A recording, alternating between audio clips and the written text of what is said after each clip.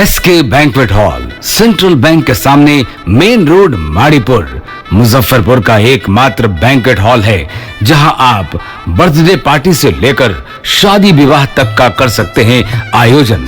2500 square feet का 3 बड़ा hall. SK banquet hall में seminar, wedding ceremony, kitty party या बर्थडे पार्टी के साथ अन्य आयोजन को किया जा सकता है। 24 घंटे बिजली पानी के अलावा पार्किंग और लिफ्ट की सुविधा है उपलब्ध। फुल्ली एयर कंडीशन इस बैंक्वेट हॉल में 1, 2 नहीं 18 बाथरूम और कई कमरे हैं उपलब्ध। बेहतरीन लाइट से सुसज्जित एसके बैंक्वेट हॉल बुक करने के लिए आज ही संपर्क करें 7005576759 8259954791। इस न्यूज के प्रायोजक हैं मां Bhavani decor private limited, 0 mile, Dadar road, Khudiram Bose college के निकट, मुजफ्फरपुर। बहुत बहुत स्वागत है आपका डेन न्यूज में और आपके साथ मैं हूं तनु। खबरों की शुरुआत करने से पहले आइए एक नजर डालते हैं उन खबरों पर जो बनी है सुर्खियां।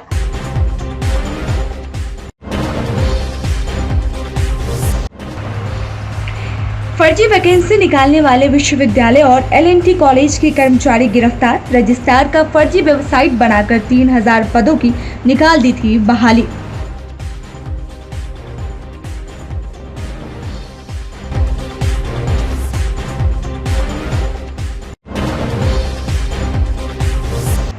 जमीनी विवाद में खूनी झड़प, आधा दर्जन लोग घायल, आरोपितों की तलाश में जुटी पुलिस।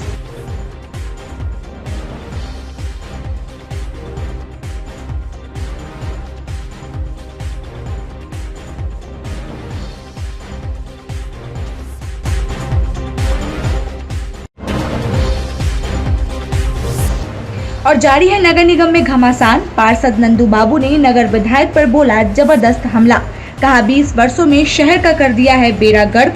मेयर को बताया नगर विधायक का डमरू।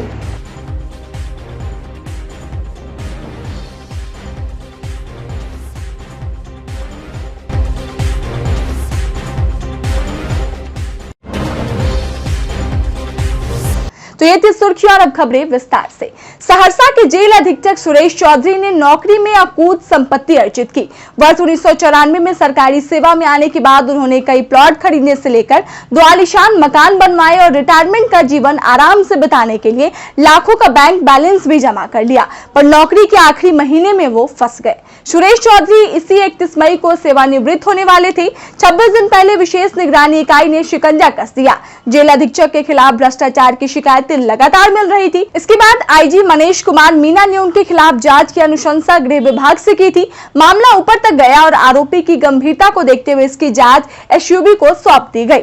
इसके बाद उनकी संपत्तियों को खंगालना शुरू कर दिया गया। जांच के बाद एसयूबी ने 1,59,00,000 की आय से अधिक संपत्ति का मामला दर्ज करते हुए उनके ठिकानों पर छापेमारी की। एसबीयू को अब तक की जांच में उनके 15 प्लॉट का पता चला है जो मुजफ्फरपुर के अलावा मोतीपुर और हाजीपुर में खरीदे गए हैं, पर जांच से जुड़े अधिकारियों का कहना है कि उनके द्वारा बड़े पैमाने पर बेनामी संपत्ति खरीदी गई है। अब तक जो जानकारी अधिकारियों को मिली है उसके मुताबिक मोतिहारी जिले में नेपाल से लगी सीमा पर कई बेनामी संपत्ति की बात सामने आई है। हालांकि इसकी तहकीकात अभी जारी है और जल्द ही इसे लेकर बड़ा खुलासा हो सकता है।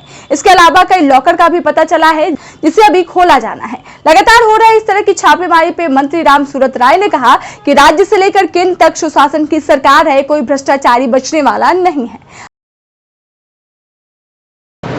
बिहार में जनसेवक के यहाँ ही नहीं, सरकार सुशासन की सरकार है, चाहे वो भारत सरकार हो चाहे बिहार सरकार हो।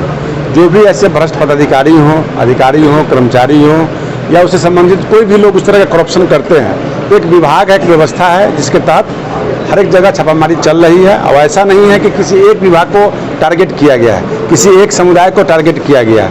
ये निरंतर प्रक्रिया है जो चलती है और इसको हम तो चाहेंगे कि और फास्ट चले, जिससे पारदर्शिता सामने आए, ट्रांसपेरेंट सामने हो, कि लोगों को ये समझ में आए कि अवैध वसूली, अवैध कमाई, भ्रष्टाचार सही चीज़ नहीं है। और अंत में क्या होता है जिसका परिणाम आप सब लोग देख रहे हैं, मुजफ्फरपुर में हो या बिहार के किसी कोने में हो, उसको खैर नहीं है।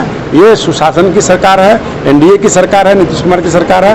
और दिल्ली में भारत में यशस्वी प्रधानमंत्री जी बैठे हैं, कोई भी लोग बच नहीं पाएगा। एक सवाल सर, जो कहें ईडी का गैरवाजिब इस्तेमाल किया जा रहा है। देखिए, पक्ष हो विपक्ष हो, जो भी कार्रवाई होती है वो कानूनी प्रक्रिया है, कानूनी प्रक्रिया के तहत कार्रवाई हो रही है, आगे भी होना चाहिए। बिहार विश्वविद्यालय के रजिस्ट्रार का फर्जी वेबसाइट बनाकर वैकेंसी निकालने वाले 2 छात्रों को विश्वविद्यालय थाना की पुलिस ने गिरफ्तार कर लिया। आरोपियों की पहचान विक्रम कुमार और मनीष कुमार के रूप में हुई है। विक्रम रजिस्ट्रार के कार्यालय में रेगुलर क्लर्क के पद पर कार्यरत है और मनीष LNT कॉलेज में स्टाफ था। घटना दिसंबर 2020 की है। उसी दौरान इन दोनों ने मिलकर तत्कालीन रजिस्ट्रार कर्नल अजय कुमार के नाम से फर्जी वेबसाइट बना दिया था। इतना ही नहीं, उन्होंने वैकेंसी भी जारी कर दी थी। काफी छात्रों ने जॉब के लिए अप्लाई भी किया था। थानेदार रामनाथ प्रसाद ने बताया कि आरोपियों ने साइबर शाखाओं में तकनीकी सहायता समेत 3000 पदों पर वैकेंसी निकाल दी थी, जिसमें परीक्षा नियंत्रक से लेकर क्लर्क तक की बहाली थी। करीब 2000 छात्रों के अप्लाई करने के बाद जब कुछ छात्र इसका पता लगाने के लिए रजिस्ट्रार तक पहुंचे, तब जाकर मामला उजागर हुआ। तत्कालीन रजिस्ट्रार ने फौरन थाना में FIR दर्ज कराया। मामले की छानबीन करने के दौरान शुक्रवार को दोनों को पुलिस ने गिरफ्तार कर लिया। पुलिस ने मामले में वैज्ञानिक तरीके से अनुसंधान शुरू किया। इस दौरान इनके मोबाइल से IP एड्रेस और रजिस्ट्रार के सिस्टम से इस्तेमाल किए गए IP एड्रेस से इसका पता लगा। सरकारी सिस्टम में भी सेंधमारी कर फर्जी वैकेंसी निकाल दी थी। थानेदार ने बताया कि दोनों प्राथमिक अभियुक्त थे। अनुसंधान के क्रम में इनका नाम सामने आया है। एक और आरोपी की संलिप्तता का पता लगा है, उसके खिलाफ जांच अभी जारी है। इसके अलावा एक अन्य बिंदु पर जांच चल रही है, जिसमें यह पता लगाया जा रहा है कि कितने रुपए वैकेंसी अप्लाई करने के समय इनके पास आए थे। 19 का मामला था। कर्नल अजय कुमार राय थे, तो उनके ऑफिस से, उनके वेबसाइट से और BRBU यूनिवर्सिटी के वेबसाइट से, फेक वेबसाइट से एक फर्जी बहाली निकाला गया था, जिसमें काफ़ी हलचल मचा था, मीडियाबाजी हुई थी और बहुत सारे लड़के आवेदक इसमें क्वेरी भी किए थे कि वैकेंसी के बारे में। तब जाके संज्ञान में आया था रजिस्ट्रार के, तो रजिस्ट्रार साहब ने इस पर विश्वविद्यालय थाना प्राथमिकी दर्ज कराई थी। हम लोग उसी समय से तकनीकी शाखा से लगे हुए थे ताकि इसका उद्भेदन कर सकें। तकनीकी शाखा से सहयोग से हम लोग लगातार इसमें ट्रेस पे थे। तब जाके हम लोग इस पर अंजाम में पहुँचे। पता चला कि रजिस्ट्रार महोदय के कार्यालय के ही एक जो अभी वर्तमान में PA का भी कार्य करते थे, विक्रम कुमार, उनकी संलिप्तता जाहिर हुई थी मुख्य रूप से। और उनके साथ एक मनीष मधुर थे जो LNT कॉलेज ओवरिया चौक पे है। वे कंप्यूटर के एक्सपर्ट हैं, एक्सेल के, तो उनको कंप्यूटर के एक्सपर्टनेस के कारण ही हायर किया गया था रजिस्ट्रार ऑफिस में काम करने के लिए। हालांकि उन्होंने इसमें अपनी संलिप्तता स्वीकार भी की है कि हाँ, हम कंप्यूटर के बारे में जानते हैं, फर्जी बहालिया के बारे में।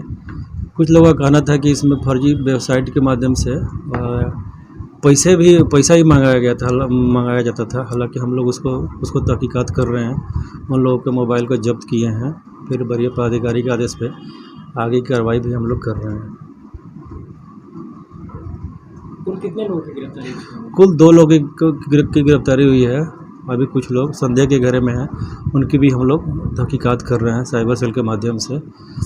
पूरी तरह हम लोग तहकीकात कर लेंगे तो आगे भी गिरफ्तारी हो सकती है। दूसरा जो गिरफ्तार हुआ है वो क्या करता है? एक दूसरा जो मनीष मधुर है वो भी क्लर्क है, LNT कॉलेज ओवरिया बाजार चौक पर एक कॉलेज है, जो कि कंप्यूटर के बारे में उसको ज़्यादा जानकारी था, तो उसको यहाँ पे रजिस्ट्रार ऑफिस में हायर किया करके काम करवाया जा रहा था।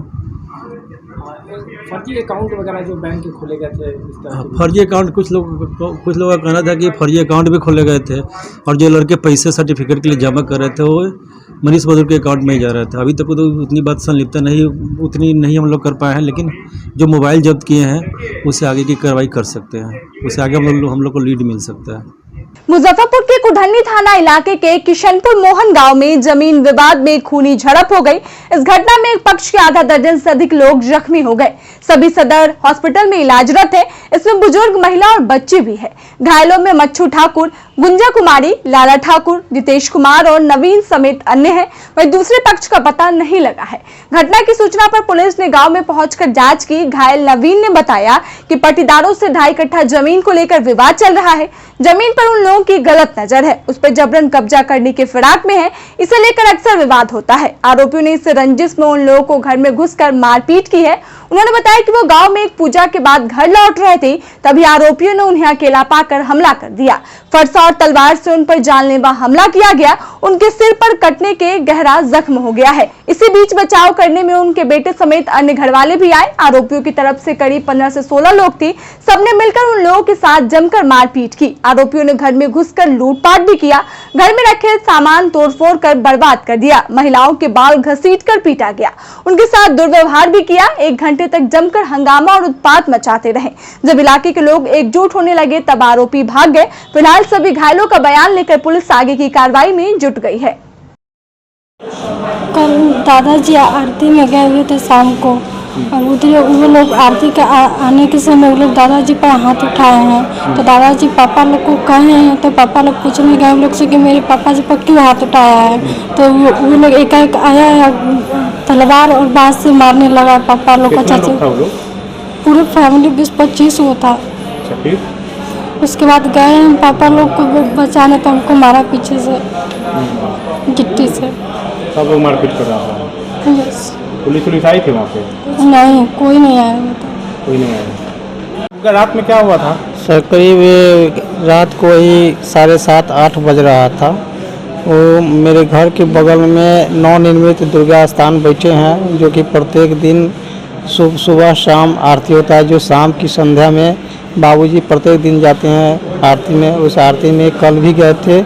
उसमें आरती हो गया था, प्रसाद वितरण हो गया। प्रसाद लेके जैसे ही मुड़ रहे थे कि अचानक हमारे पड़ोसी नारायण ठाकुर हैं, वो पहुंच गए। दारू पिए पूरा फुल टाइट, गांजा भी पीते हैं, बेचते भी हैं। दारू बेचना, गांजा बेचना उनका पेशा है। उन्होंने पूछे ज़मीन के विवाद है थोड़ा सा बगल में, जो बिहार सरकार है वो हम लोग की विवाद चल रहा है कोर्ट में। तो उन्होंने बाबूजी से पूछा कि मेरा ज़मीन खाली कीजिए। तो बाबूजी बोले कि देखिए ज़मीन विवादित है, चल रहा है कोर्ट में, जब फैसला आएगा तो स्वयं खाली हो जाएगा, या हमारे पक्ष में जाए चाहे आपके पक्ष में जाए। तो उन्होंने इसी बात पर बाबूजी के 2 फैट जो है कनबोजा में मारे। बाबूजी गिर गए। उस जगह लगभग 20-25 आदमी थे। वो लोगों ने बच्चे उठा के बचा के इनको भेज दिया। हम लोग कोई आदमी घर पर नहीं थे। हमारे भाई साहब घर पर आए तो नारायण जी से पूछना था कि पूछे थे कि आप क्यों मारे। से पूछने के लिए रास्ते पर अपने दूरा पर उनको कहा, बुलाया गया कि आप क्यों मारे। तो उन्होंने गाली गलौज करने लगे। गाली गलौज करने के बाद जो है कि हम भी आ गए घर पर, और उनका पट्टीदार जो है चुन्नू ठाकुर, मुन्नू ठाकुर, कुंदन कुमार, और जो है उनका भाई और धर्मेंद्र, सूरज, नतनी ठाकुर, राजेंद्र ठाकुर, सब लोग जो है कि एक दूसरे की मीटिंग पहले से इस करके बैठे हुए थे कि थोड़ा सा बाजेगा कि हम लोग अटैक करेंगे। वो लोग जो है कि तलवार, भाला, बर्छी, डंटा उंटा लेके हमारे दरवाजे पहुंच गए। हमको मतलब कुंदन कुमार जो है कि हमको तलवार से जो वार किए, 3 से 4 भाग में हमारे जो है कि बटा हुआ है माथा, और भाई साहब को भी जो है कि मारे हुए है, बाबूजी के भी मारे हुए हैं। कितने लोग घायल है टोटल? मेरे परिवार में 7 लोग घायल है, और उतना घायल करने के बावजूद मेरी भतीजी को ईंटा से मार के उसका जो है कि गर्दन का जो हो गया, जो कि गर्दन टेढ़ की हुई है। और उसके बाद जो है कि मौका पा के घर में भी घुस गई। हमारी पत्नी महिला से जुड़ी हुई है, स्वयं सहायता महिला से है, उसमें उसके पेटी से 1000 रुपया जो भी है। वार्ड पार्षद नंदू बाबू ने एक बार फिर से नगर विधायक पर हमला बोला है। शनिवार को पत्रकारों के साथ बातचीत में उन्होंने कहा कि पिछले 20 साल से नगर विधायक नगर निगम में अनाधिकृत हस्तक्षेप कर मुजफ्फरपुर का बेड़ा गर्क कर दिया है।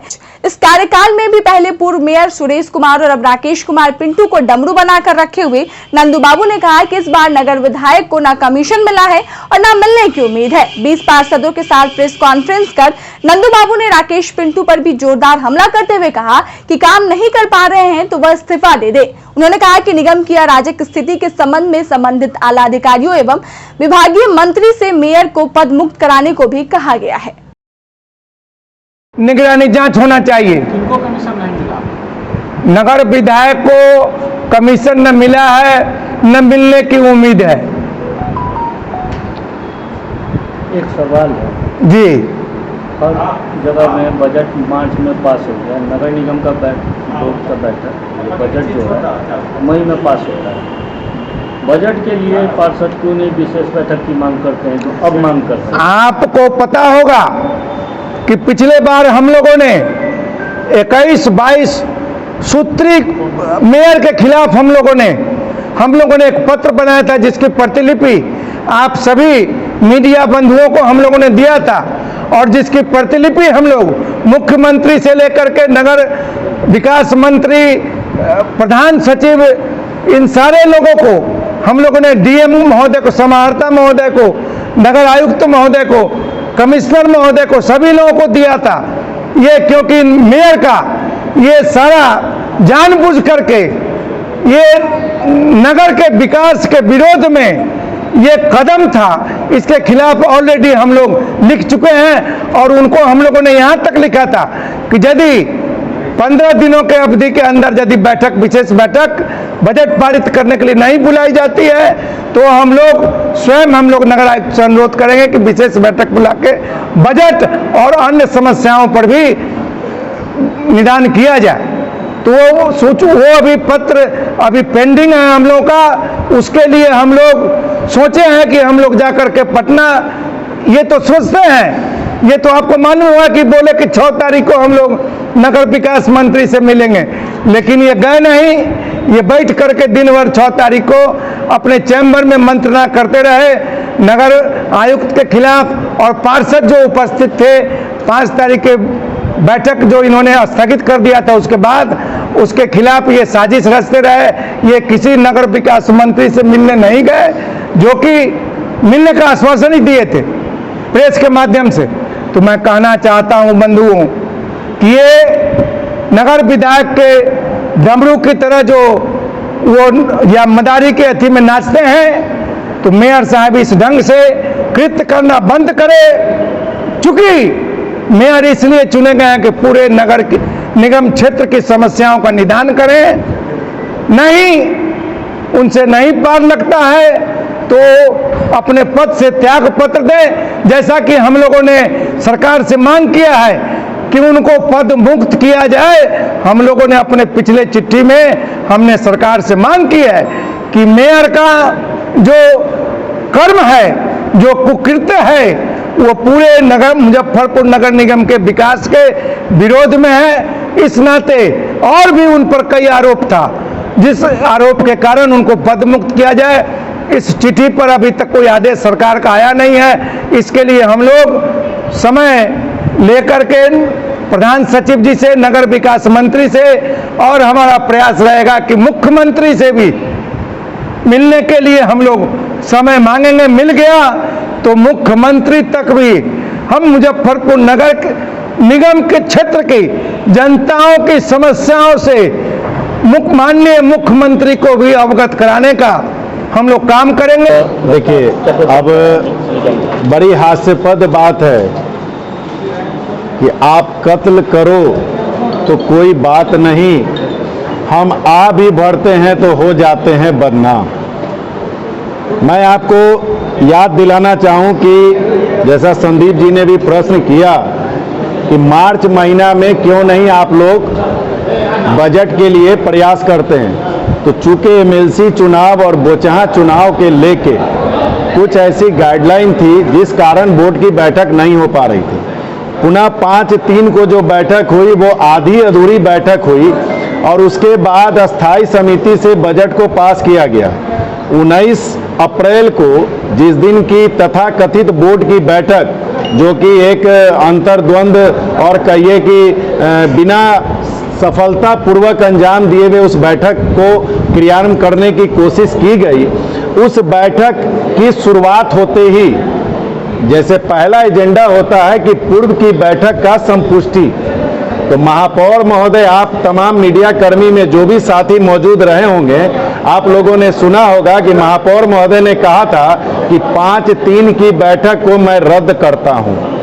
उसके बाद पुनः नगर आयुक्त को वो चिट्ठी लिख के कहते हैं कि 5/3 की बोर्ड की बैठक का हमको चाहिए एजेंडा ऑफ प्रोसीडिंग 80D। आपका प्रश्न मूल प्रश्न है कि संवैधानिक संकट उत्पन्न हो गया।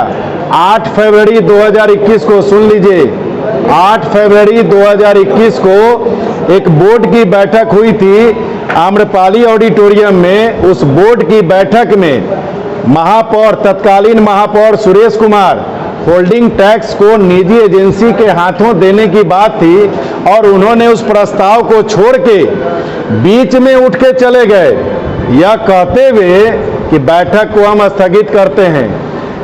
वर्तमान नगर विधायक, उस समय भी नगर विधायक थे, हम सभी पार्षद, हम हैं, चाहे केपी पप्पू जी हैं, चाहे शाहनवाज खातून जी हैं, अजय ओझा जी हैं, हम लोग तमाम लोगों ने, हसन भाई हैं, हम तमाम लोगों ने उस समय भी जब मांग किया कि नहीं इस एजेंडा पे बहस होना चाहिए, उस दिन का भी आप लोग सीडी मांगिए नगर निगम से और विजेंद्र जी से पूछिए।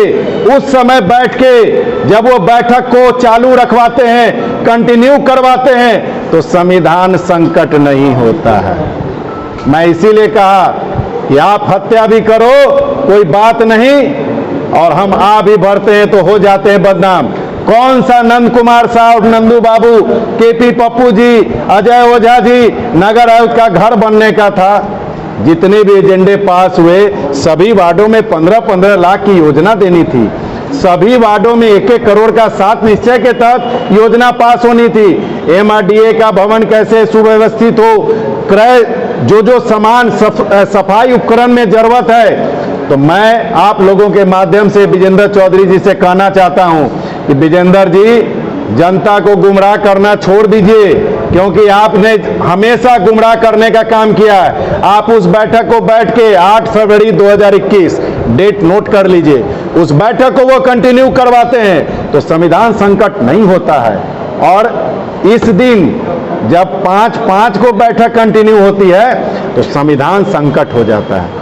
तो आपके प्रश्नों का जवाब मैंने दिया।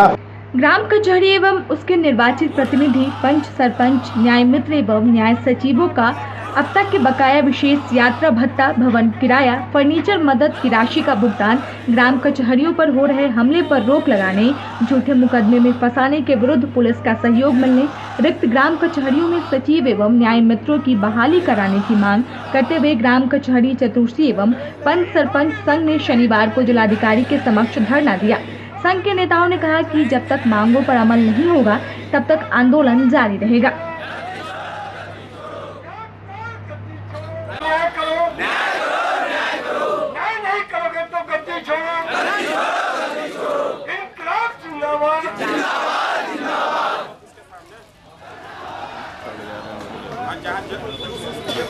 ये धरना दे रहे हैं। देखिए, ये भ्रष्ट तंत्र के खिलाफ पंच और सरपंच हम लोग आज झांकी प्रस्तुत कर रहे हैं। जो हमारे यहाँ पंच और सरपंच की दुर्दशा है, ये शायद किसी भी जनप्रतिनिधि के साथ नहीं है। त्रिस्तरीय पंचायत प्रतिनिधि हम लोग कहलाते हैं, लेकिन हम लोगों को कहीं इज्जत नहीं दिया जाता है। हम लोग रात दिन 24 घंटे मुकदमे सुलझाने में लगे हुए हैं। मुकदमा सुलझाते हैं, हमारे पंच को सिर्फ 500 रुपया। हम लोग थाना से लेकर हर जगह जाते हैं और हम ही लोगों को फंसाया जाता है। यहाँ तक कि मैं जिला अध्यक्ष होने के नाते भी मैं हर जगह प्रशासन में गया, लेकिन अपराधी खुलेआम घूम रहा है और मुझे मारने की धमकी देता है। उस पर भी अभी आज तक कार्रवाई नहीं हुई है। ये कैसा कानून है, कैसी व्यवस्था है नीतीश कुमार का? इसके खिलाफ हम लोग आज आंदोलन कर रहे हैं। हमारे यहाँ पंच की जो निर्मम हत्या हुई है आशा देवी की, उसके न्यायिक जांच की मांग कर रहे हैं। उससे सीबीआई जांच हो और ऐसे भ्रष्ट अपराधियों पर त्वरित कार्रवाई हो। और मैं कहूँगा, हम लोगों की मांग है, हम लोग न्यायपालिका में हैं, हम लोगों की मांग है कि वैसे हत्यारे को चौराहे पे खड़ा करके फांसी की सजा दी जाए जो न्यायपालिका की हत्या के लिए चाकू से गोद दिया। हमारे एक सरपंच के एकलौता पोता की हत्या कर दी गई गला काट करके। तो इससे निर्मम हत्या और ऐसी दुष्परिणाम क्या सरपंच को ही भोगना है? कैसी है नीतीश सरकार? इस सरकार के खिलाफ 14 तारीख को हम लोग पटना में उग्र आंदोलन करेंगे। और इस मंच से मैं नीतीश कुमार से इस्तीफे की मांग करता हूं कि अति शीघ्र अपना इस्तीफा दे, क्योंकि उनके अंदर में न्याय व्यवस्था बिल्कुल नाम की कोई चीज नहीं रह गई है। और ऐसे भ्रष्ट कानून के बीच में उनको सरकार पे गद्दी पे बैठना ये लाजमी नहीं है, इसलिए मानवता के आधार पे उनको इस्तीफा दे देना चाहिए। आज मुजफ्फरपुर जिला इकाई पंच सरपंच संघ का 1 दिवसीय धरना प्रदर्शन है। ये मात्र एक झांकी है ताकि शासन प्रशासन की नींद खुले, ये कुंभकर्णी नींद से निकले। विडंबना है, दुर्भाग्य है, राज्य के मुखिया नीतीश कुमार 13 दिसंबर 2013 को बिहार विधानमंडल के दोनों सदनों में पंचायत एवं ग्राम कचहरी सशक्तिकरण हेतु 20 बिंदुओं पर वक्तव्य दिया था और 22-23 जुलाई 2016 को बिहार के सभी तत्कालीन सरपंच उप सरपंच को जिला मुख्यालयों पर बुलाकर प्रधान सचिव, मुख्य सचिव, वित्त सचिव के समक्ष पंचायती राज तत्कालीन मंत्री कपिल देव कामत के सामने स्पष्ट ग्राम कचहरी को सशक्त करने का आश्वासन और वक्तव्य दिया था। आज तक जमीनी हकीकत नहीं बन सका। इसके विरुद्ध हमारे प्रतिनिधियों की हो रही निर्मम हत्या के विरुद्ध, हमारे ग्राम कचहरी प्रतिनिधि एवं कर्मियों का हो रहा शोषण, इसके विरुद्ध आज धरना प्रदर्शन का आयोजन किया गया है। ये मुजफ्फरपुर जिला इकाई का कार्यक्रम है, ये राज्य स्तर का कार्यक्रम नहीं है। यहाँ से शंखनाद हुआ है। ये स्वतंत्रता संग्रामियों का धरती है, नमन बंदन की धरती है। खुद्दीराम बोस जैसे महामानव, जुब्बा सहनी जैसे क्रांति के दूत क्या धरती है। इसलिए मुजफ्फरपुर के धरती से यह पंच परमेश्वर का शंखनाद है। राज्य सरकार अपने गिरिबान में झांके, दलाली और भ्रष्टाचारी बंद करे, ग्राम कचहरी को सशक्त बनाए ताकि राज्य के 75% आबादी जो गांव में वास करते हैं उनको सस्ता, सरल, ससमय न्याय राष्ट्रपिता महात्मा गांधी के सपनों के आलोक में मिल सके। विडंबना है भैया, चुनाव पूर्व 2016 में याद होगा, चुनाव पूर्व 21 में तत्कालीन मंत्री सम्राट चौधरी पंचायती राज विभाग द्वारा अखबारों में यह स्पष्ट तौर पर इलेक्ट्रॉनिक एवं प्रिंट मीडिया का प्रेस कॉन्फ्रेंस बुला के स्टेटमेंट दिया गया कि पंचायत ग्राम कचहरी को, स्पष्ट है, आप लोग ने छापा है उसको, पंचायत ग्राम कचहरी को विकासात्मक कार्यों में भागीदारी मिलेगी, जैसे कृषि, पशुपालन, श्मशान, कब्रिस्तान, जर्जर सड़क। हुआ क्या? साग के 3 ढाक, ढाक के 3 पात, कुछ भी जमीनी हकीकत नहीं है। मुरौल उप स्वास्थ्य केंद्र की भूमिका की जांच कर दोषियों पर कार्रवाई करने, 1 सप्ताह के अंदर जमीन की पक्की घेराबंदी कराए जाने, उप स्वास्थ्य केंद्र के भवन को जीर्णोद्धार एवं बेहतर स्वास्थ्य व्यवस्था बहाल करने सहित विभिन्न मांगों को लेकर अखिल भारतीय किसान मजदूर संगठन ने शनिवार को समाहरणालय में धरना दिया। सभा के जिला सह सचिव रुदल राम कहा कि अगर मांगे पूरी नहीं होती है तो आगे चरणबद्ध आंदोलन किया जाएगा। सरकार स्वास्थ्य व्यवस्था बेहतर करना होगा, गरीबों के लिए स्वास्थ्य व्यवस्था बेहतर करना होगा। अखिल भारतीय किसान मजदूर सभा प्रखंड कमेटी कुठन्नी के तत्वाधान में जिलाधिकारी मुजफ्फरपुर के समक्ष आज 1 दिवसीय धरना का आयोजन किया जा रहा है। इस धरना के जो मुख्य मांगे है कि 1975 में या करीब कुठन्नी प्रखंड के जमहरुआ पंचायत के मुरौल ग्राम में उप स्वास्थ्य केंद्र सरकारी निधि से निर्माण की गई थी और तब से वहाँ के गरीब गुरबों को, आम जनता को स्वास्थ्य सेवाएं उपलब्ध कराई जाती रही है सरकार के द्वारा। पहले तो वहाँ फैमिली प्लानिंग, अन्य भी ऑपरेशन के कार्य किए जाते थे। मुजफ्फरपुर के जानी मानी चिकित्सा जगत की जो महिला चिकित्सक थी डॉक्टर उर्मिला सिन्हा, अन्य भी चिकित्सक वहाँ बैठा करते थे। वर्तमान में नहीं है, लेकिन वहाँ जो भी उप स्वास्थ्य केंद्र पर सरकार की जो भी कार्य योजनाएं स्वास्थ्य संबंधी होती है सब जगह पूरे बिहार में वहाँ भी हो रही है और वो सरकार के गवर्नमेंट रिकॉर्डेड उप स्वास्थ्य केंद्र है। अभी 2022 में फरवरी में वहाँ कुछ स्थानीय भूमाफियाओं के द्वारा उक्त भूमि को रजिस्ट्री करा ली गई है। इसके लेकर ग्रामीणों में काफ़ी आक्रोश है और उस कार्रवाई के लेकर लोग यहाँ पहुँचे हैं। ये भूमाफिया पर कार्रवाई की जाए और उस जो केवाला कराई गई है उस केवाला को रद्द किया जाए और वहाँ उसको संरक्षण के लिए उस पूरे स्वास्थ्य केंद्र को संरक्षित किया जाए। इसके लेकर के चारदीवारी का निर्माण कराई जाए और वहाँ जो पैसे स्वास्थ्य व्यवस्था पहले से थी और भवन का जीर्णोद्धार, ये लंबे समय से अखिल भारतीय किसान मजदूर सभा पिछले विगत 5 सालों से लगातार जिलाधिकारी महोदय, सिविल सर्जन महोदय से लेकर माननीय मुख्यमंत्री, स्वास्थ्य मंत्री, तमाम लोगों को लिखी जाती रही, अब तक कोई कार्रवाई नहीं हुई है। और सबसे दुखद बात ये है कि आज की पिछले 5 साल से तो की जाती रही है, अखिल भारतीय किसान मजदूर सभा पत्राचार की है इस पर, लेकिन अभी आप तमाम हमारे मीडिया भाइयों के द्वारा, सोशल मीडिया के भाई है और भी प्रिंट मीडिया है, उसके माध्यम से लगातार बड़ी खबरें छपी है, देश के स्तर पर चली गई। एक दिन अखबार में देखने को मिला कि माननीय हमारे भूमि सुधार और राजस्व मंत्री श्री राम सूरत राय जी का तो अभी स्टेटमेंट आया, उन्होंने भी ये संज्ञान में लिया और मैंने कोई चिट्ठी तो नहीं देखी है, लेकिन ये अखबार में उनके बयानें छपी थी कि अंचलाधिकारी कोडहंडी को उन्होंने कार्रवाई, जाँच संबंधी कार्रवाई करने का आश्वासन उन्होंने आदेश किया है। लेकिन अभी तक कोई भी जिम्मेदार पदाधिकारी, यहाँ तक कि एक स्थानीय सामुदायिक CSC के पदाधिकारी से भी मिला गया, वो भी अभी तक उस स्वास्थ्य केंद्र को देखने के लिए नहीं गए हैं। सबसे बड़ी मैं धन्यवाद के पात्र तो हमारे आप जैसे सोशल मीडिया के भाई हैं, हमारे साथी हैं, जो आज समाज के उन दूर तकलीफों, पीड़ा को लिए सरकार तक पहुंचाने और प्रशासन ले जाने का कर्णधार बने हुए हैं, वो लगातार पहुंच रहे हैं। आज मैं फिर आ रहा हूं, समाज कहिएगा लोगों को रहने के लिए बहुत गंभीर विषय है, इसको हम सरकार तक पहुंचाएंगे, लेकिन प्रशासन के द्वारा आज तक नहीं सुनी गई है। जबकि सोचने की बात है कि आज गरीबों की स्वास्थ्य व्यवस्था कैसे मिलेगी, वो सरकारी स्वास्थ्य व्यवस्था ही संभव हो सकती है। और संविधान भी कहता है, संविधान का अनुच्छेद 1947 कहता है जो स्वास्थ्य व्यवस्था बेहतर करना देना राज्य सरकार की जवाबदेही है, और हॉस्पिटल को खरीद लिया गया और आज संविधान की बात भी नहीं है, ये राज्य सरकार की रिस्पॉन्सिबिलिटी है, उनकी उत्तरदायित्व है, लेकिन आज तक नहीं कराई गई। ये गंभीर विषय है और इस सवाल पर कार्रवाई हेतु आज धरना कार्यक्रम है और यदि आज कार्रवाई नहीं हुआ तो इसके खिलाफ भी और सशक्त आंदोलन चरणबद्ध किया जाएगा। मुजफ्फरपुर जंक्शन पर एक ऑटो ड्राइवर को 500 रुपए का लालच महंगा पड़ गया। 500 रुपए की लालच में ऑटो ड्राइवर शराब सप्लाई करने के लिए तैयार हो गया।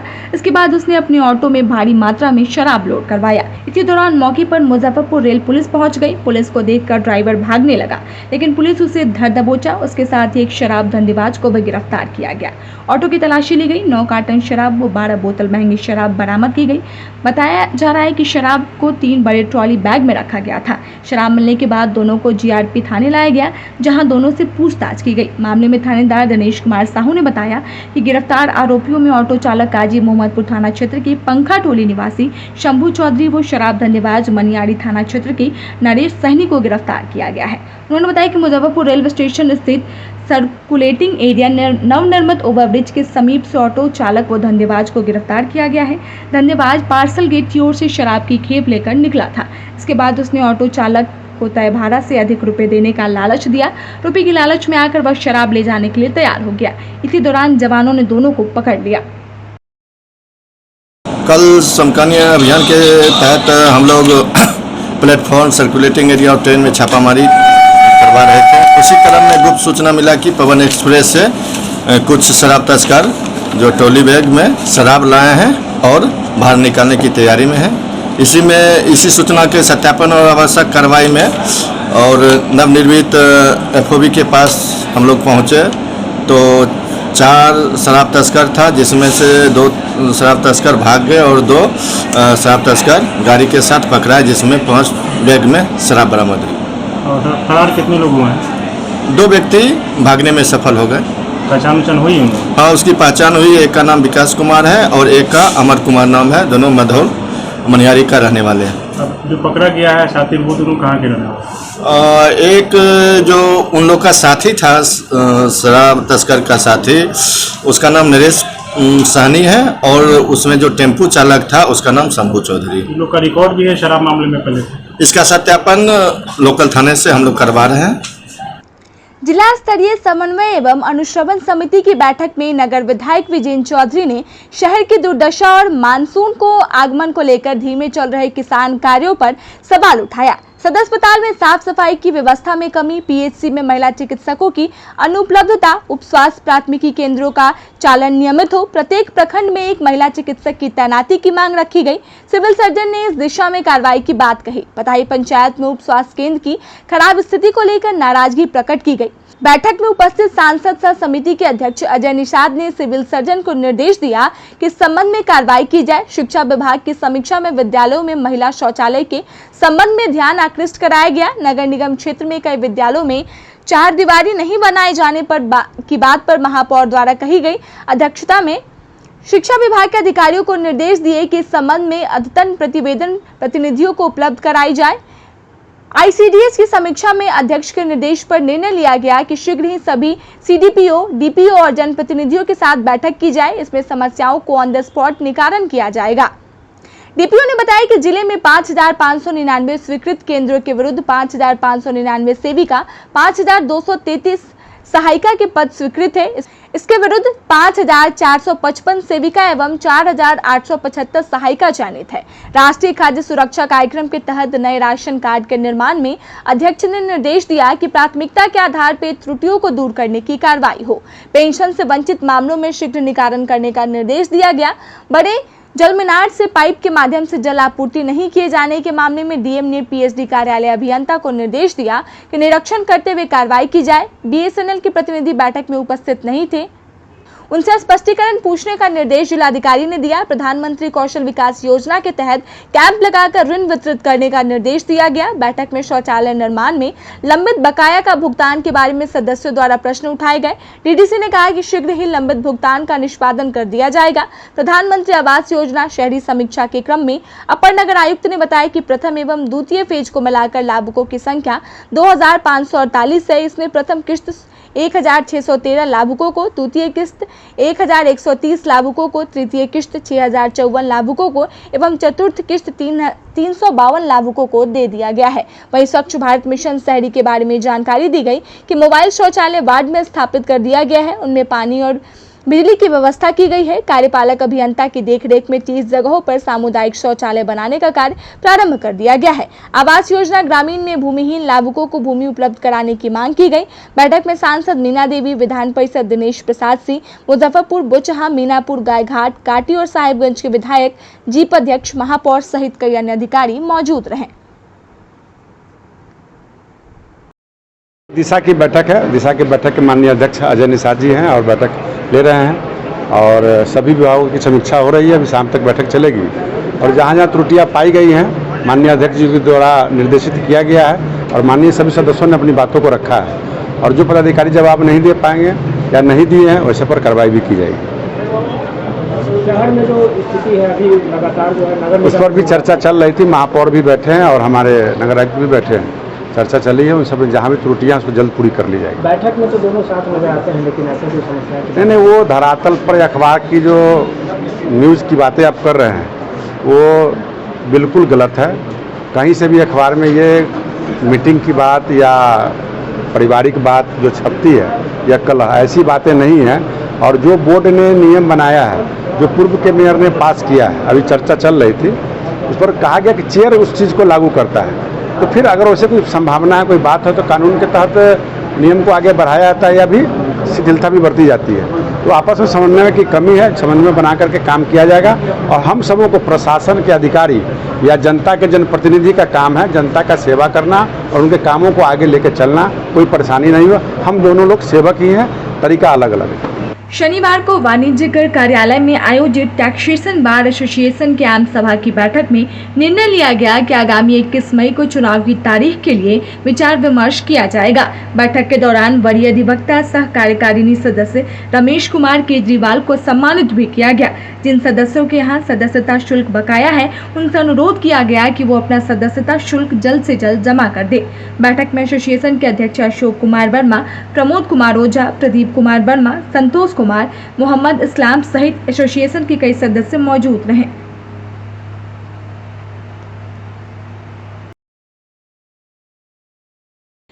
बिहार सरकार ने 1 जुलाई से सिंगल यूज के प्लास्टिक को पूरे प्रदेश में पूर्ण रूप से प्रतिबंधित कर दिया है। सरकार के इस फैसले से व्यापारियों में काफी आक्रोश है। व्यापारियों का कहना है कि सरकार जब प्लास्टिक प्रतिबंधित कर रही है तो इससे पहले इसका विकल्प तैयार करना चाहिए। लोगों का कारोबार इसी प्लास्टिक से जुड़ा हुआ है और आने वाले समय में नुकसान के साथ बेरोजगारी का भी सामना करना पड़ेगा। फैसले का स्वागत करते हैं, लेकिन सरकार प्लास्टिक का विकल्प निकाले। जिस तरह से थर्मोकोल का विकल्प है उसी तरीके से प्लास्टिक का भी विकल्प निकाला जाए। कि हाँ, सरकार इसका वैकल्पिक व्यवस्था अभी तक नहीं लाई है मार्केट में। इसके पहले भी 2018 में सरकार इस आदेश लाई थी और हमने उसको पालन भी किया था। उसका नॉन बैग भी एक आया था, लेकिन वो सक्सेस नहीं हुआ, जिस कारण वो मार्केट में समझिए कि साल भर 6 महीना रहा। उसके बाद फिर उसको सक्सेस नहीं हो पाया। उसके बाद फिर से कैरी बैग चलना चालू हो गया। आप हमें ये बात बताएं, कैरी बैग तो उसको कैटेगरी उसको मोटा करना होगा तो ही उसका उपाय है। कुरकुरे, चिप्स, जो भी इस तरह का पैकेट, रिफाइन का हो गया, सरसों तेल का हो गया, बॉर्नविटा का हो गया या हॉर्लिक्स का हो गया, कुछ भी ऐसा पैकेट हो, वो सारा जो है आप मार्केट में देख लीजिए, जिधर तिधर फेंका हुआ गिरा हुआ रहता है, तो उससे भी तो नाला जाम होता है। तो आपको क्या लगता है इससे आप लोगों को नुकसान है या? नुकसान तो मध्यम वर्ग को होगा ही। हर मामले में मध्यम वर्ग को नुकसान है, क्योंकि एक आम आदमी पॉकेट में पैसा रख के, आज की डेट में तो लोग पैसा भी नहीं रखता, कार्ड और फोन पे वगैरह लेकर मार्केट में निकल जाता है, सामान खरीद लेंगे, घर से फोन आया सामान ले ले, वो हाथ में झोला तक नहीं ले जा पाता। ठीक है, उसको आप ऑप्शन में रखिए।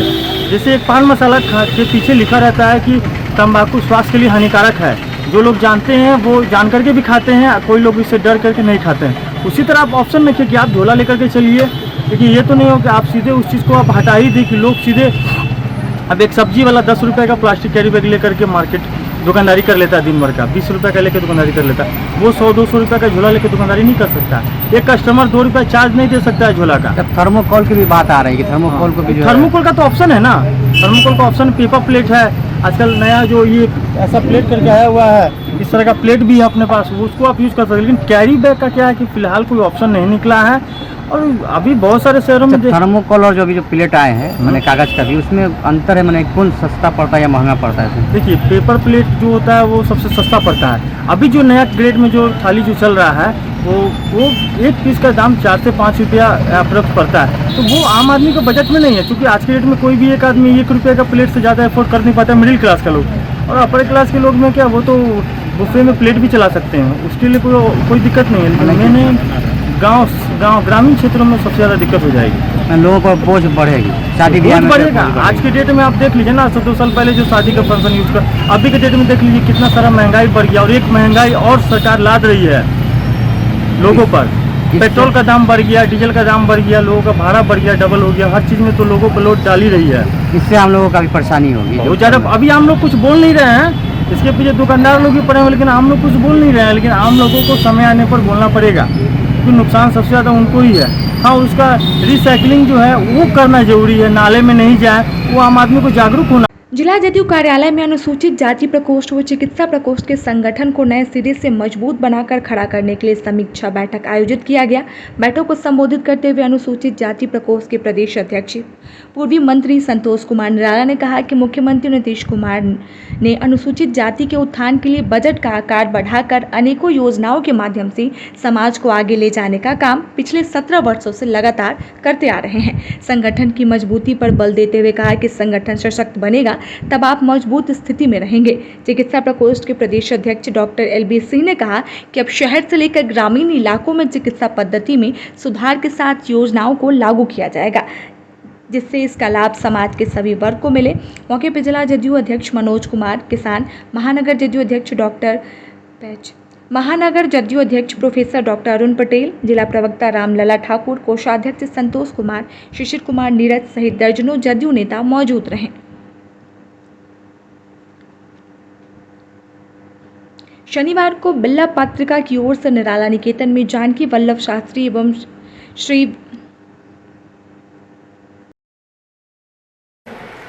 बैठक किया जा रहा है, क्या कुछ उद्देश्य है कार्यकर्ताओं के साथ? आज मुजफ्फरपुर जिले में जनता दल के अंतर्गत वो अनुसूचित जाति प्रकोष्ठ है, उस प्रकोष्ठ का बैठक संगठन को विस्तार करने के लिए, संगठन को मजबूती प्रदान करने के लिए आज हमारे अध्यक्षता में प्रदेश के आज पहली बैठक हो रही है और आप देख रहे हैं कि पार्टी के जिला के अध्यक्ष भाई मनोज मौर्य जी, कुशवाहा जी भी उपस्थित हैं। अन्य प्रदेश के हमारे 7 दलित और महादलित के पूर्व के पदाधिकारी भी हैं और मुजफ्फरपुर जिले के सभी मूल पार्टी के पदाधिकारी के साथ साथ पूर्व के दलित महादलित समाज के लोग भी हैं। तो हम लोग का मेन मकसद है कि जनता दलियों को मजबूत करना और जो अनुसूचित जाति के लोग हैं इनके लिए माननीय हम लोग के मुख्यमंत्री जी ने बहुत सारी योजनाओं को उनके हित में, उनके विकास में करने को किया है। तो उस योजनाओं का लाभ उनको मिले और वो लोग पार्टी से जुड़े, माननीय मुख्यमंत्री जी के विचारों से जुड़े और इसी पर हम लोग आज मुजफ्फरपुर जिला में विस्तार कर रहे हैं। विशेषकर अनुसूचित जाति प्रकोष्ठ को काफ़ी हम लोग को मजबूत करने का ध्येय है, उद्देश्य है और उसी में हम लोग क्या रूपरेखा मजबूत करना, किस तरीके से? देखिए, हम अपने विचारों को लेकर चलते हैं, अपने नेता के विचारों को। हमारे आदरणीय नेता माननीय मुख्यमंत्री जी ने न्याय के साथ विकास किया है और जो वंचित समाज के लोग थे, गरीब थे, दलित थे, शोषित थे, जो उनको 2005 से पहले कोई देखने वाला नहीं था। लंबे समय तक इस देश में और इस राज्य में भी कांग्रेस पार्टी का और पति पत्नी की सरकार रही, लेकिन अनुसूचित जातियों के लिए उसके विकास का क्या पैमाना हो सकता है, कैसे उसको मुख्य धारा में हम जोड़ सकते हैं, इसके लिए कोई रोड मैप नहीं बनाया।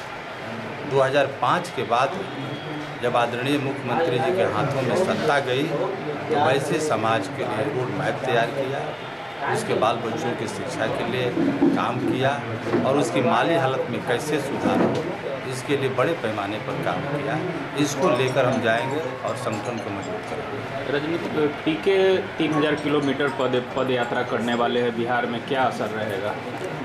देखिए, उस पर मैं कुछ नहीं कर सकता हूँ। मुझे जो जिम्मेवारी मिली है उसके लिए पार्टी के जो हमारे पार्टी के अधिकृत व्यक्ति हैं, प्रदेश के प्रवक्ता हैं पार्टी के, वो सारे लोग जवाब देंगे। मुझे जो दायित्व मिला है, जो आदरणीय नेता ने मुझे जो दायित्व दिया है, उसी के संदर्भ में बात। हाल के दिनों में दलितों पे अत्याचार बढ़ा है, यहाँ भी आप बैठक में भी सुनने को मिल रहा है। देखिए, इत्तेफाक से कानून है और हर चीज़ का, हर सिस्टम में कानून है, लेकिन जैसे जैसे दलित प्रगति करेगा, अपने विकास के रास्ते पर अपने आने वाली पीढ़ियों को शिक्षित करेगा, जाने का प्रयास करेगा, वैसे वैसे कहीं ना कहीं किसी प्रकार के समाज में कई प्रकार के लोग होते हैं, तो उस तरह की बातें कहीं ना कहीं इत्तेफाक से होती रहेगी, लेकिन उसके लिए कानून है। अब आप बताइए कि 2005 से पहले तो इतने बिहार में नरसंहारों का दौर था, वो समय कहाँ है? वो तो सारा चीज़ खत्म हो गया। इसलिए न्याय के साथ विकास और एक समतामूलक समाज का निर्माण माननीय नीतीश कुमार जी कर रहे हैं और उस कड़ी में कहीं समाज के कुछ ऐसे लोग हैं जो इस वारदात का अंजाम देते हैं, तो उसके लिए सख्त से सख्त कानून होगा। शनिवार को भारतीय जनता पार्टी रामदयालु नगर मंडल के द्वारा हरिसभा चौक रज्जू शाह लेन में राष्ट्रीय गान के रचयिता एवं नोबेल पुरस्कार से सम्मानित रविन्द्रनाथ टैगोर की जयंती समारोह का आयोजन किया गया, जिसमें मंडल महामंत्री रंजन कुमार ओझा, शिवजी प्रसाद, रतन कुमार वर्मा, राकेश पटेल, सोनी सी सहित उपस्थित नेताओं ने उनके चित्र पर पुष्प चढ़ाकर भावभीनी श्रद्धांजलि अर्पित की। मंडल महामंत्री रंजन कुमार ओझा ने कहा कि राष्ट्रीय कवि भारत के प्रथम व्यक्ति जिन्हें नोबेल पुरस्कार से सम्मानित किया गया था, ऐसे व्यक्ति को आज राष्ट्र नमन कर रहा है।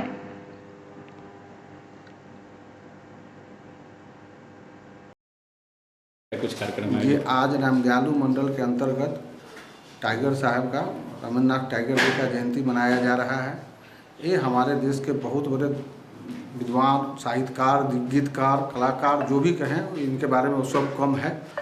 और आज हम लोग पुण्यतिथि जयंती मना रहे हैं। हम लोग रज्जू शाह लेन हरिसभा चौक के पास में मनाया जा रहा है। हमारे देश के राष्ट्रगान आज लोग जनगण मन अधिनायक जय जो गाता है इन्हीं का लिखा हुआ है, इन्हीं का दिया हुआ और इन्हीं का गाया हुआ जो हम लोग आज सब आदमी गाते हैं। और कलकत्ता का भी जो बांग्लादेश का भी जो है वहाँ का राष्ट्रगीत वो भी इन्हीं का लिखा हुआ है और आज हम सब लोग उनको नमन करते हैं।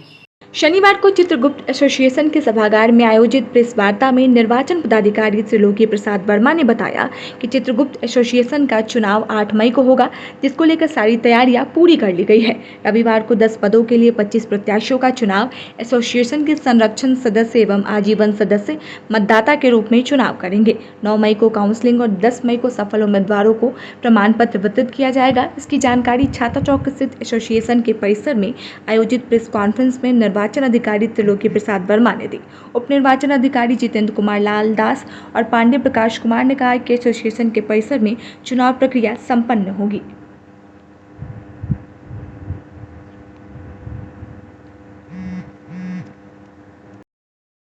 एसोसिएशन मुजफ्फरपुर कार्यकारिणी चुनाव सत्र 22-25 कार्यक्रम की घोषणा 7 फरवरी 22 को की गई थी। उसके सभी चरण का कार्यक्रम संपन्न हो गया है और क्रमांक 10 के अनुसार कल दिनांक 8 मई रविवार को एसोसिएशन प्रांगण स्थित भवन में प्रातः 8 बजे से संध्या 5 बजे तक चुनाव होगा। कार्यकारिणी में कुल 10 पद के लिए 25 पदधारक का चुनाव एसोसिएशन के 6000 संरक्षक सदस्य एवं आजीवन सदस्य मिलकर 60 उम्मीदवारों के बीच से मतदाता के रूप में चुनाव करेंगे। मतगणना दिनांक 9 मई 22 सोमवार को पूर्वाह्न 11 बजे से मतगणना समाप्ति कर परिणाम घोषणा तक होगा। मतदान एवं मतगणना शांतिपूर्ण माहौल में स्वच्छ हो, इसकी हर व्यवस्था की जा चुकी है। प्रशासन, पुलिस प्रशासन सहित निजी गोपनीय सुरक्षा की संभव हर व्यवस्था है और चुनाव अधिकारी होने के नाते मैं पूर्णतः आश्वस्त हूँ कि कार्यक्रम मतदाता, उम्मीदवार, प्रशासन, पुलिस प्रशासन, समाज के अन्य वर्ग एवं मीडिया, प्रिंट मीडिया के निर्भीक सहयोग से चुनाव समिति एक आदर्श चुनाव कराने में अवश्य सफल हो सकेगा। सफल उम्मीदवार को प्रमाण पत्र दिनांक 10 मई 22 मंगलवार को एसोसिएशन सभागार में 2:30 बजे दी जाएगी। शुभकामनाओं सहित त्रिलोकी प्रसाद वर्मा, निर्वाचन पदाधिकारी, चित्रगुप्त एसोसिएशन मुजफ्फरपुर। शनिवार को बिल्ला पत्रिका की ओर से निराला निकेतन में जानकी वल्लभ शास्त्री और विश्व कवि रविंद्रनाथ टैगोर की रचना सामान्य विषय पर महावाणी स्मरण संवाद कवि गोष्ठी का आयोजन किया गया, जिसमें 3 पीढ़ियों की कवि साहित्यकार शामिल हुए और अपनी रचना प्रस्तुत की। कवि गीतकार और बेला के संपादक डॉक्टर संजय पंकज ने कहा कि जीवन जगत की यथार्थ और शाश्वत सत्य को कविता में जैसे कबीर ने निरूपित किया, उसी तरह विश्व कवि रविंद्रनाथ ठाकुर और आचार्य जानकी वल्लभ शास्त्री के गीतों ने भी हमें उन्हीं भावों के दर्शन करते हैं। आध्यात्मिक चेतना और आत्मा की भाषा में सौंदर्यपूर्ण जीवन के मूल्यों की बात इन श्रेष्ठ कवियों ने की है। रविंद्रनाथ और जानकी वल्लभ शास्त्री में अद्भुत रचनात्मक साम्यता है। दोनों अलौक के कवि गीतकार हैं।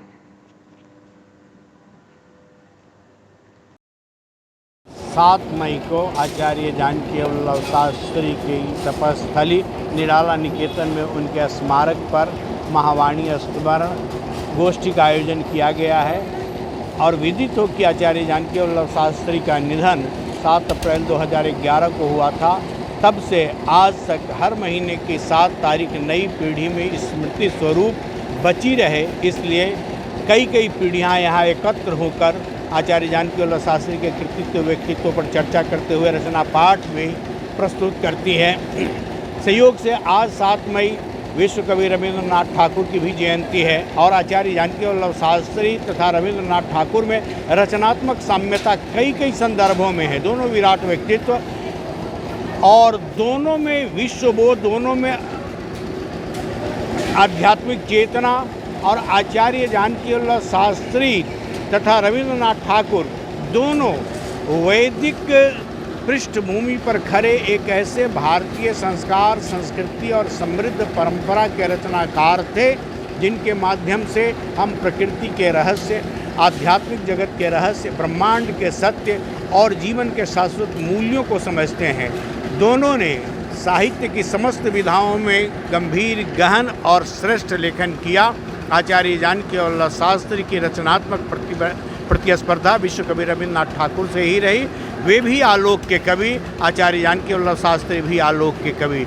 दोनों आलोक पुरुष, आलोक रचनाकार, आलोक महाकवि का हम आज स्मरण करते हुए प्रणाम अर्पित करते हैं। और उनकी रचनात्मकता का स्मरण करने का सीधा अर्थ है कि हमारे भीतर केवल मन, बुद्धि, प्राण ही नहीं है, हमारी चेतना भी, हमारी आत्मा भी है। चेतना और आत्मा की भाषा में उन दोनों महापुरुषों ने निरंतर लेखन का कार्य किया। और आज 7 मई को आचार्य जानकी वल्लभ शास्त्री तथा रविंद्रनाथ दोनों का स्मरण करते हुए साहित्य के शिखर व्यक्तित्व को हम लोग प्रणाम अर्पित। आज की खबरों में बस इतना ही। कल फिर मिलेंगे कुछ नई और ताजा खबरों के साथ। तब तक के लिए दीजिए डेन न्यूज परिवार को इजाजत। नमस्कार। SK banquet hall, central bank के सामने, मेन रोड, माड़ीपुर, मुजफ्फरपुर का एकमात्र बैंक्वेट हॉल है जहां आप बर्थडे पार्टी से लेकर शादी विवाह तक का कर सकते हैं आयोजन। 2500 स्क्वायर फीट का 3 बड़ा हॉल। एसके बैंक्वेट हॉल में seminar, wedding ceremony, kitty party या बर्थडे पार्टी के साथ अन्य आयोजन को किया जा सकता है। 24 घंटे बिजली, पानी के अलावे पार्किंग और लिफ्ट की सुविधा है उपलब्ध। फुल्ली एयर कंडीशन इस बैंक्वेट हॉल में 1, 2 नहीं 18 बाथरूम और कई कमरे हैं उपलब्ध। बेहतरीन लाइट से सुसज्जित एसके बैंक्वेट हॉल बुक करने के लिए आज ही संपर्क करें 7005576759 8259954791। Basement parking, first floor hall, second floor hall, third floor room, fourth floor hall. Area wise एक फ्लोर का एरिया 2500 स्क्वायर फीट है फर्स्ट फ्लोर का। सेकेंड फ्लोर का भी सेम है, थर्ड फ्लोर का भी सेम है, फोर्थ फ्लोर का भी सेम है। इस मैरिज के लिए सबसे अच्छा है क्योंकि बड़ा एरिया, आप चाहे तो 1000 आदमी का भी पार्टी इसमें कर सकते हैं, 500 का भी कर सकते हैं, 200-100 का भी करना हो, कोई बर्थडे करना हो, कोई भी पार्टी करना हो तो आप इसमें आराम से कर सकते हैं क्योंकि 3 हॉल है एक साथ में, तो आप बड़ा से बड़ा भी पार्टी इसमें कर सकते हैं।